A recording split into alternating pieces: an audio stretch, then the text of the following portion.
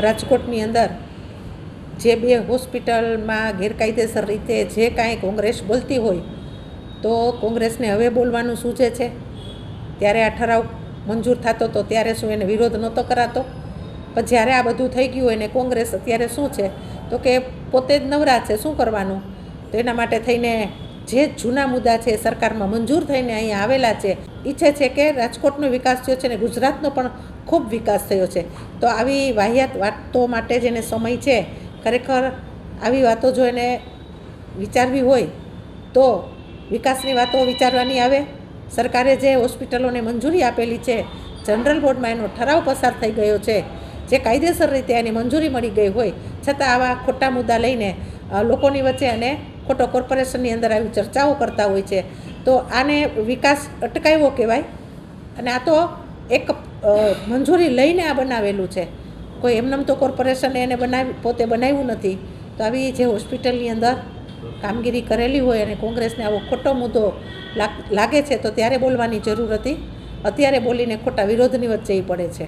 General બોર્ડે જ્યારે આજથી લગભગ 7-8 વર્ષ પહેલાંની અંદર આ નિયમને મંજૂર કરી અને જનરલ બોર્ડે જ્યારે મંજૂરી આપી હોય તો એમાં કોઈ નિયમને ફંગોળવામાં આવતા હોતા નથી. સરકારની અંદર મંજૂર થઈ અને આ પ્રક્રિયા એને કરેલી છે. તો અત્યારે જ કોંગ્રેસને કેમ મુદ્દો સૂજે છે? ત્યારે જે એને પોતે આ સીટ ઉપર બેઠા હોય તો એને ત્યારે આ બધો વિરોધ કરવાની જરૂર હતી.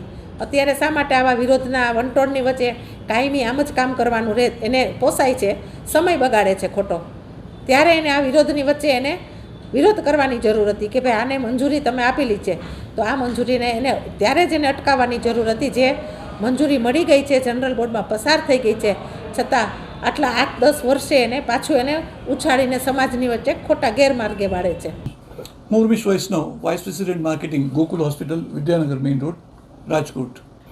બેઝિકલી આ જે કાંઈ એ લોકો આક્ષેપ કરે છે એ તદ્દન વાહિયાત છે. આ બ્રિજનું નિર્માણ અમે ફક્ત અને ફક્ત પેશન્ટના કમ્ફર્ટ લેવલ માટે કરેલું છે. અમારા ઓપરેશન થિયેટર બીજે માળે આવેલા છે, જ્યારે આઈસીયુ પણ પહેલાં અને બીજે માળે આવેલા છે.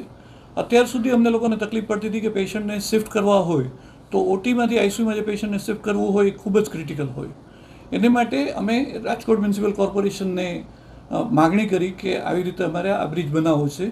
ભૂતકાળમાં આવા બ્રિજ મુંબઈમાં પણ બનેલા છે, રાજકોટમાં પણ બનેલા છે. એનો હવાલો પણ અમે આપેલો હતો અને રાજકોટ મ્યુનિસિપલ કોર્પોરેશને એ લોકોને ટેકનિકલ ટીમ બનાવી. એ ટેકનિકલ ટીમ અહીંયા આવી અને પહેલાં બધું નિરીક્ષણ કરી ગઈ કે ખરેખર અહીંયા બ્રિજ બને તો બીજી કંઈ મુશ્કેલી થાય એમ છે કે નહીં. તો એ લોકોએ જોયું કે બ્રિજ બને તો એમાં પેશન્ટની સુખાકારી વધે એમ છે અને આમ પબ્લિકને કોઈ તકલીફ પડે એવું નથી. એટલે એ લોકોએ ઇજનેરોને મોકલ્યા, ઇજનેરોએ સર્ટિફિકેટ આપ્યું કે તમે બનાવો. એટલે અમે બ્રિજનું નિર્માણ કર્યું. બ્રિજનું નિર્માણ કરતાં પહેલાં પણ અમે એના ડ્રોઈંગ્સ કોર્પોરેશનમાં એપ્રૂવ કરાવ્યા છે અને રાજકોટ મ્યુનિસિપલ કોર્પોરેશને બોર્ડમાં એ લોકોની મંજૂરી લીધેલી છે. એવું નથી કે 1-2 કોર્પોરેટરે કે 1-2 અધિકારીએ આની મંજૂરી આપી હોય. જનરલ બોર્ડ આખું મળ્યું હતું ત્યારે સ્પેશિયલ કેસમાં આ દર્દીની સુખાકારી માટે આપણને આ મંજૂરી આપવામાં આવેલી છે. અને બ્રિજ બન્યો પછી પણ એ લોકોના એન્જિનિયરો આવ્યા હતા અને એ લોકોએ ટેકનિકલ ટેસ્ટિંગ કરી અને વેરીફાઈ કર્યું છે કે જે બ્રિજ બન્યો છે એ તકલાદી નથી, એ પરમેનન્ટ છે. બેઝિકલી એનો ઈરાદો શું છે અમને તો ખ્યાલ નથી, પણ યસ આ તદ્દન વાહિયાત વાત છે એ ચોક્કસ અમે કહી શકીએ.